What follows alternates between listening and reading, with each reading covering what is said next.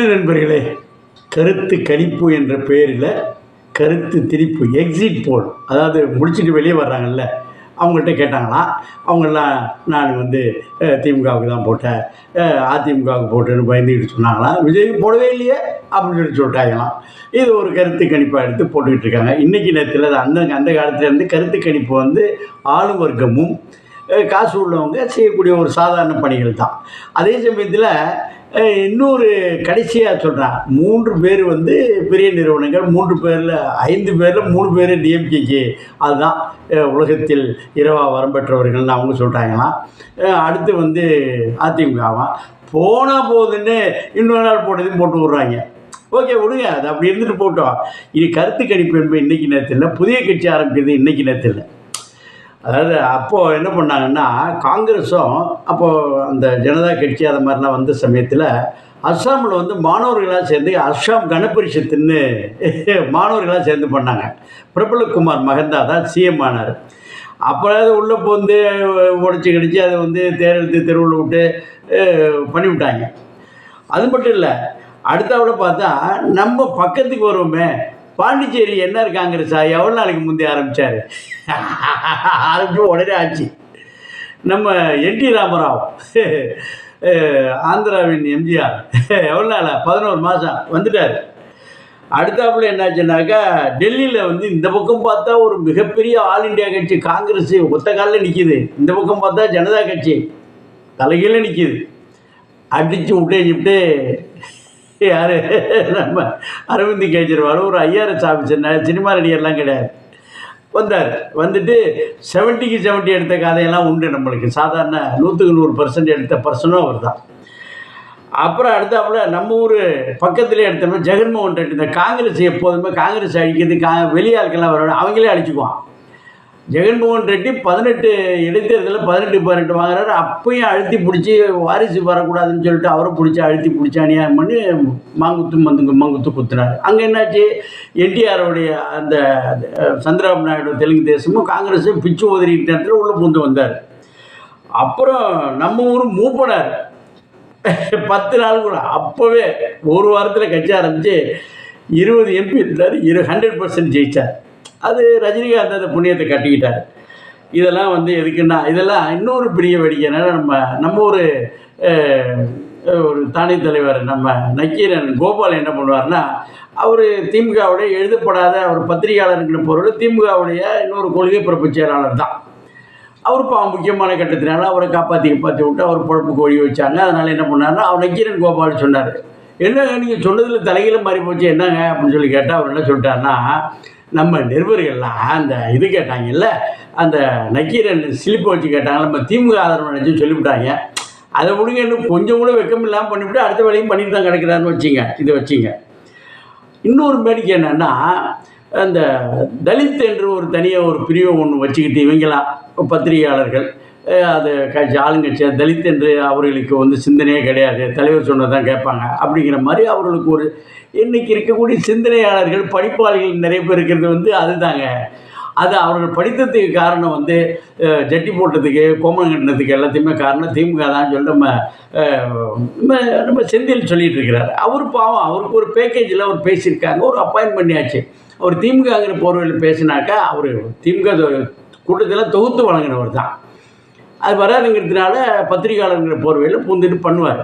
அது ஒரு இன்னொரு பெரிய வேடிக்கை என்னென்னா, இதே மாதிரி என்ன பண்ணால் கின்னஸ் சாதனைன்னு சேலத்தில் ஒரு பெரிய 5 லட்சம் பேர் வந்து கூடினார்கள். அங்கே இருக்க போகிறது வந்து ஒரு 50,000 பேர் கூடினது, 5 லட்சம் பேர் கின்னஸ் புத்தகத்தையே வரவழைச்சு அப்போவே மேடையில் கூடவே இல்லை, அதுக்குள்ளே எங்கெங்கே போனிச்சோ வந்துச்சோ போட்டு அங்கேயே பண்ணாங்க. அது ஆளுங்கட்சியே குறிப்பாக திமுக செய்யக்கூடிய விளம்பர யுக்திகள் அதுவும் ஒன்று தான். இது ஒரு லெவலு. அதோட இன்னொன்று என்னென்னா, இந்த தொகுதி வரையறையில் என்ன பண்ணாங்கன்னா, அது வந்து அப்படி 33% கொடுக்க வேண்டும் என்பது என்ன தீர்வு நிறைவேற்றப்பட்டாலும் பாஜகவில் இருக்கக்கூடியவர்களே வருத்தப்பட்டாங்க, ஏங்க கொடுத்தாச்சுன்னு நம்ம பழப்புக்கு போயிடுமேன்ட்டு. அப்போ தான் என்ன பண்ணாங்கன்னா, அந்த எக்ஸிஸ்டிங் இருப்பவர்கள் பாதிக்கப்படாத அளவிற்கு தான் அதை வந்து தொகுதி மறுவரையறைன்னு சொன்னாங்க. அதுக்கு ஒன்றே கூட போச்சு குறைஞ்சி போச்சு அப்படின்னு சொல்லி சொன்னால் கூட, இப்போ உதாரணமாக நம்ம தமிழ்நாட்டை எடுத்துக்கல, 39 நாடாளுமன்ற உறுப்பினர்கள் இருக்காங்க, இது அப்படியே 59ஆக மாறிவிடும். என்ன தொகுதி மறுவரையில் 59 மாறிவிட்டால் என்ன நடக்கும்? அங்கே இருக்கக்கூடிய மிச்சம் 20 வந்து கூட வருதுல்ல, 20 வந்து பெண்களுக்கு போய்விட்டால் 20 தொகுதி 33% 20 தொகுதி பெண்களுக்கு போய்விட்டால் மிச்சம் 39 வந்து அப்படியே ஆண்கள் இருக்கலாம். அந்த ஆண்களுக்குள்ளேயே கொடுக்கலாம், அது ஒன்றும் தப்பு இல்லை. அதற்காக வேண்டி தான் செஞ்சாங்க. உடனே டகால்ட்டி அங்கே பண்ணி இங்கே பண்ணி அதை தோக்கடிக்கிறங்க பேரில் 2ல் 3ல் 2 பகுதி வரணும்னு பண்ணாங்க. இப்போ என்ன பண்ணியாச்சு? அதாவது நண்டு கொடுத்தா வலையில் இருக்கணுங்கிறது ஒரு பக்கம் இருந்தாலும், இப்போ இவங்க ஊரெலாம் கூத்தாடுறான்னு போனால் இவன் ஜிங்கு ஜிக்கு ஆட போய் இங்கே அரவிந்த் கெஜ்ரிவால் விட்டால் என்ன பண்ணியாச்சு? இருக்கிற எம்பியெல்லாம் உருவி விட்டாச்சு. இப்போ வரப்போகிற நாடாளுமன்ற கூட்டத்தொடருக்குள்ளே யார் யாரை உரிவு பண்ணணுமோ, யார் யாரை மைனஸில் இருந்துச்சுல உரிவு போட்டு இப்போ நிறைவேற்றான் போகிறாங்க. அவர்கள் என்ன ஏன்னா இந்த பெண்களுக்கு ஒதுக்குவதை இப்போ திமுகவில் என்ன பண்ணால் பெண்களுக்கு ஒதுக்குவது என்றால் கனிமொழிக்கு வேறு வழி இல்லை. அவர் ஒரு குரூப்பை ஃபார்ம் பண்ணிட்டார். அவருக்கு சாட்டிஸ்ஃபை. அடுத்தாப்புல தென்னரசு குரூப்பு அவருக்கு அமைச்சர் அது மாதிரி அவங்க குடும்பத்தில் உள்ள ஐஏஎஸ் ஐபிஎஸ்லாம் கொடுத்து விட்ருவாங்க. அப்புறம் தமிழச்சி தங்கப்பாண்டியன், அது ஒன்றும் பிரச்சனை இல்லை. மிச்சவர்கள்லாம் மாவட்ட செயலாளர் கூட கொடுக்க மாட்டாங்க. மிச்சவர்கள் என்ன நடக்கும்னா, இவங்களுக்கு அட்ஜஸ்ட் பண்ணி இவர்களுக்கு அடிமை தொழில் செஞ்சு அவர்கள் ஆடுறபடியெல்லாம் ஆட்டி வைக்கிற பெண்களுக்கு மட்டும்தான் கொடுப்பாங்க. இல்லையா தப்பி தவிர கீதா ஜீவன் மாதிரி உள்ள மனிதர்கள் இருக்காங்கல்ல, அந்த காலங்காலமாக அந்த திமுகவுடைய பாரம்பரியமாக இருக்கிறவங்களுக்கு மட்டும்தான் கொடுப்பாங்க. அப்புறம் ஆரடி அண்ணாவோட பொண்ணு இதை மாதிரி தான் கொடுப்பாங்க. தவிர ஒரு சாமானியர் இப்போ அரசு பணியாக இருக்கட்டும், கல்வியில் இடஒதுக்கீடு இல்லை என்றால் அந்த சம்மந்தப்பட்ட பிரிவுகள் வரவே முடியாதுங்க. இவங்க கையில் மாட்டிக்கிட்டு இந்த இடஒதுக்கீடு கொடுத்ததே கலைஞர் தான். இன்றைக்கி அதிகபட்சம் என்னென்னா சாப்பிட்டு ஐயோ தலையில் அடிச்சுக்கிட்டாங்க. சாப்பிட்டு வராமல் தமிழ்நாடு வந்து ஆங்கிலேயர் காலத்துலேருந்து ரிசர்வேஷன் கொடுத்து அதை இம்ப்ரூவ் பண்ணி வந்துகிட்டு இருக்கு. அது சர் பி.டி. தியாகராஜா அந்த மாதிரி இருந்தால் கூட அதே மாதிரி வந்துகிட்டு இருக்கு. நீதி கட்சிகள் வந்தால் கூட வந்துட்டு இருக்கு. அது இவங்களே பெயர் எடுத்துக்கினா எடுத்துகிட்டு போட்டு விடுங்க, மக்களுக்கு தெரியும்.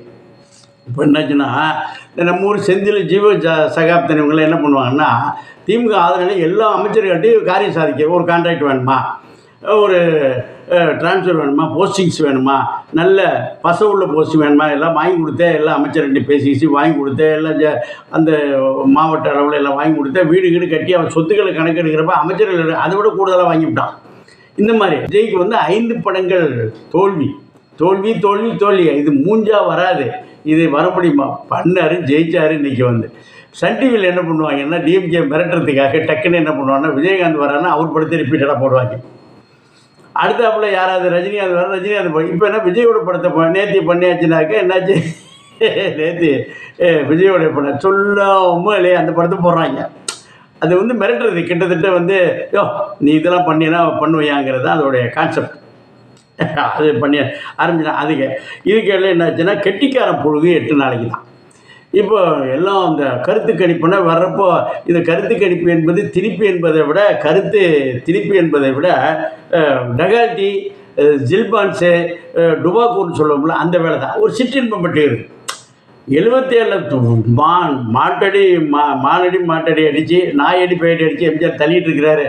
தஞ்சையும் தலைநகரும் கழக கோட்டைகளாகின. 14 கட்சி கூட்டணி 27 கட்சி கூட்டணி போட்டு அவர் இருந்த 10-11 வருஷமும் ஜெயலலிதா இருந்த 10-11 வருஷமும் சாவடி அடித்தாச்சு அப்படின்னு சொல்லிட்டு தான் இருந்தாங்க. இந்த உற்சாகப்படுத்துறது என்பது நிறைய விஷயங்கள். அது கையில் காசு வந்தாச்சுன்னா, அதாவது சாதாரணமாகவே இப்போ ஆட்டம் போட்டால் காலில் சலங்கை கட்டியாச்சுன்னா இந்த ஆட்டம் தான் போட்டுக்கிட்டு இருந்தாங்க. இது ஒரு பக்கம். இப்போ அண்மை காலத்தில் ஆன்மீக பயணம் போகிறாங்க. அது ஒரு செய்தி. இப்போ நியூஸ் சேனலில் ஆரம்பித்து தொலைஞ்சிட்டானுவங்க. அது ஸ்டாஃபுக்கு பேமெண்ட்டு கொடுக்கணும், கட்டட வாடகை, கரண்ட்டு பில்லு, தண்ணி, போக்குவரத்து எல்லாத்துக்கும் பண்ணுனாக்கா கட்டுப்படி ஆகாது. ஆளுங்கட்சியை சப்போர்ட் பண்ணாதான் அவர்களுக்கு வந்து நிறைய சலுகைகள், விளம்பரங்கள், தொழிலர் இல்லாமல் இருக்கிறதுக்கு பண்ணுறாங்க. அதனால் அது ஒரு பெரிய கணக்காக எடுத்துக்க வேணாம். எப்பொழுதுமே எந்த காலத்துலேயும் வந்து சுதந்திர போராட்டம் ஆரம்பித்த காலத்தில் காந்தியை ஒரு தீவிரவாதின்னாங்க. இருந்துட்டா என்ன கிடைச்சிது. இன்றைக்கி வந்து பச்சை புள்ள பாருங்கள், ஒரு சின்ன ஒரு இதில் என்ன சொல்கிறாருன்னா, பச்சை பிள்ளையெல்லாம் அழுவ ஆரம்பிச்சுன்னா அதுக்காகவே பச்சை பிள்ளை தூண்டுகிறார், அதுமாதிரி பெண்களை தூண்டுகிறார்னு போட்டு அது வந்து இதெல்லாம் எங்கே போய் சொல்கிறது? யார்ட்டையும் சொல்ல முடியாது. இது வந்து அவையெல்லாம் தனியாக வாயை பத்திரி சிரித்து அவனை எதாவது இப்படி பண்ணி தொலைகிறான்னு. செந்தில் பாலாஜி மனிதரில் புனிதராகி விட்டார். அவர் தான் தனிராஜ்யம் நடத்தினார்னு ஸ்டாலின் சொல்கிறத அது வாயை பிடிச்சதோ மாங்க போய் சொல்லிட்டு தான் கிடக்கிறாங்க. எம்ஜிஆர் வந்து வந்தார்னா எம்ஜிஆரை வந்து ஒப்பிட முடியாது. ஆனாலும் ஒப்பிட்டு தான் ஆகணும் இந்த இடத்துல. ஏன்னா சும்மா சும்மா சொல்கிறதுனால நம்மளாம் எம்ஜிஆர் வந்து நம்மளுக்கு தெய்வம். அவர் 1958, 59 வந்து நாடோடி மன்னன் வந்தபோதே அந்த கட்சியோட கொடியை வந்து அவர் பறக்க விட்டார். திமுக வளர்ந்ததுக்கு காரணமே எம்ஜிஆர் தான். கருப்பென்றும் சிவப்பென்றும் வேற்றுமையாய், கூந்தல் கருப்போ குங்கும சிவப்போ, இதெல்லாம் பண்ணது வந்து யார்? எம்ஜிஆர் தான் பண்ணார். அது அண்ணா என்ன பண்ணார்னா, அப்போ நிறைய வசீகரமான தலைவர்கள் இல்லை என்பதால் என்ன பண்ணார்னா, எம்ஜிஆர் வந்து இப்போ எப்போதுமே அவர் எப்போதும் என்ன சொன்னார், ஒரு கூட்டத்துக்கு போகிறப்ப கேட்டார் இங்கே இருந்துட்டு, எம்ஜிஆர் வந்து கார் கொடுத்தாரு. அவர் கொடுத்தப்போ என்ன சொன்னார்னா, இது மாதிரி அவர் கார் எம்ஜிஆர் காரில் வயலில் வேலை கேட்டப்போ அவர் சொன்னார், இது மாதிரி அவங்க கேட்டாங்களா அது எம்ஜிஆர் கட்சியாங்க, அந்தளவுக்கு அண்ணாட்டே கேட்டாங்களாம். ஆமாம் ஆமாம் அப்படின்னு சொல்லிட்டு போய் அதை வந்து மேடையிலேயே சொன்னார், உண்மையை ஒத்துக்கொண்டார். இதான். அப்புறம் என்னென்னமோ வந்து அவரை ஒழிக்கிறதுக்காக மூக்காமுத்தெல்லாம் கொண்டு வந்தாங்கன்னா கூட தேர முடியல. அவர்களுக்குன்னு ஒரு கேரக்டரு, அவர்களுக்குன்னு ஒரு இதற்கு டூப்ளிகேட் யாரும் விரும்புவதில்லை. இதான் நடந்துச்சு.